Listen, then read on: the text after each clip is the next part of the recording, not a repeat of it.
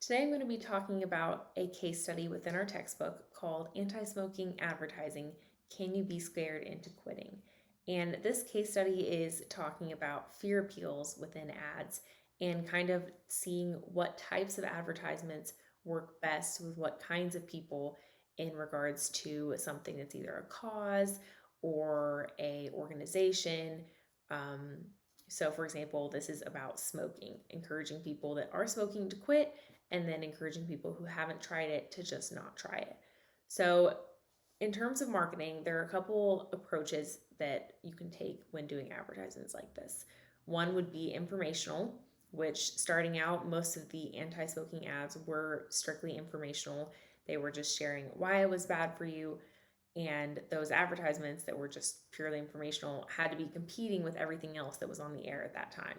So, causes against forest fires, helping animals, every type of cause you can think of, they're just competing with that airspace. So, they tried funny ads, they tried shocking ads, and fear appeals is something that tends to stick with a particular kind of people, which I will go into a bit later.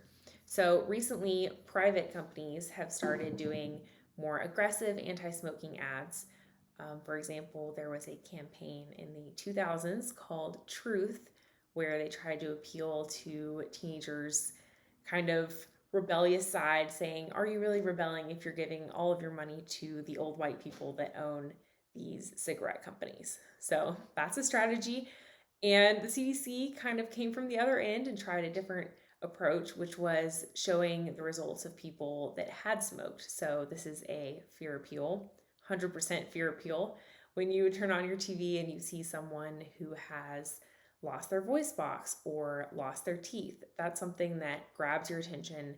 And the CDC's hope is that by using that, they will scare you away from smoking. So what type of personalities do fear appeals work the best with? Well, they tend to work the best for prevention focused people. And those are people that are concerned with negative outcomes. They're concerned about what might happen if they do something. So they're the kind of people that are going to focus on that and take note when they see an ad that is a fear appeal.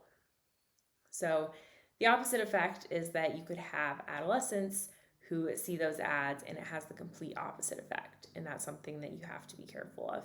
They could be defensive, and that could actually cause them to want to smoke more than they did before they saw the ad. So there's a concept called which is important when looking at fear appeals in advertisements. And that's because habituation is our ability to tune things out once we've seen it too many times. So, for example, outside of marketing, this would be perfume. If you spray perfume on multiple times, throughout the day, or you just do it at the beginning of each day, when you first start using that perfume, you notice how it smells, you notice that you're wearing it, and as time goes on, other people notice it, but you cease to recognize how much you've put on. And that, I guess, could draw parallels to smoking because people that smoke, as they do it more often, they don't notice that smell, and everyone around them can smell it from a mile away, like, oh, someone's been smoking. So, habituation in advertisements, you have to be careful because if you're using those fear appeals and you do that too many times, people are not going to pay attention. They're going to tune it out. So, personally, I remember the first time I saw one of those advertisements, I think it was either the voice box removed, or I think there was a guy that had a hole in his throat, and I was absolutely appalled, completely shocked. That was emblazoned on my mind. But after you start seeing those ads a certain number of times, maybe they come up on your YouTube, you skip over the ad because it's no longer something that grabs you and draws you in, like, oh no, what is this? I need to pay attention. So that's kind of how habituation can affect advertising, specifically when you're using that fear appeal. So, in contrast with people that are prevention focused, there are promotion focused people. And these are the kind of people that pay the most attention to what makes them feel like they are achieving something. They're very promotion focused and they want to feel like they're winning. So, something that might work better on this type of people as opposed to fear appeal ads are something like, if you quit smoking, you win. You quit, you win. That's an example from a Florida campaign that did well with those types of people when they studied that.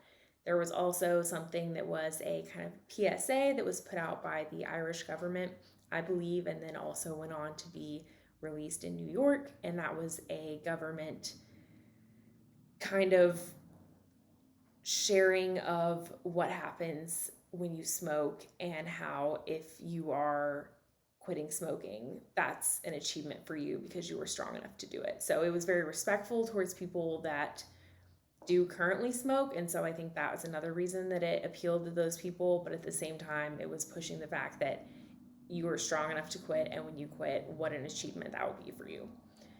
So let's kind of go over fear appeals, and for both prevention focused people and promotion focused people.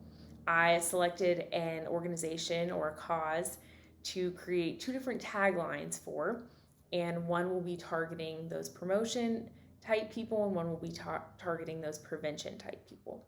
So the organization that I selected, I recognized it, that's why I picked it. It has a little panda as their logo, and they're called the World Wildlife Fund, or the WWF. And I'll read you their tagline real quick. It is, WWF is building a future where human needs are met in harmony with nature, conserving important natural places and significantly changing global forces to protect the future of nature.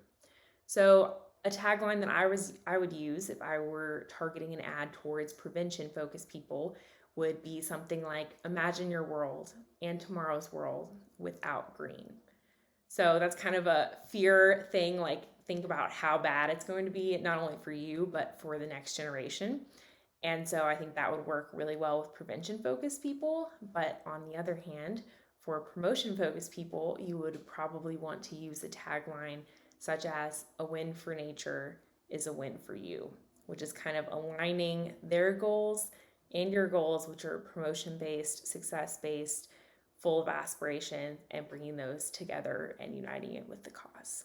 So that's just a review on fear appeals and how those are used in marketing, and also the two different groups of people and how they'll react differently to those type of advertisements, which is something you need to consider carefully when you're promoting a cause or trying to prevent something.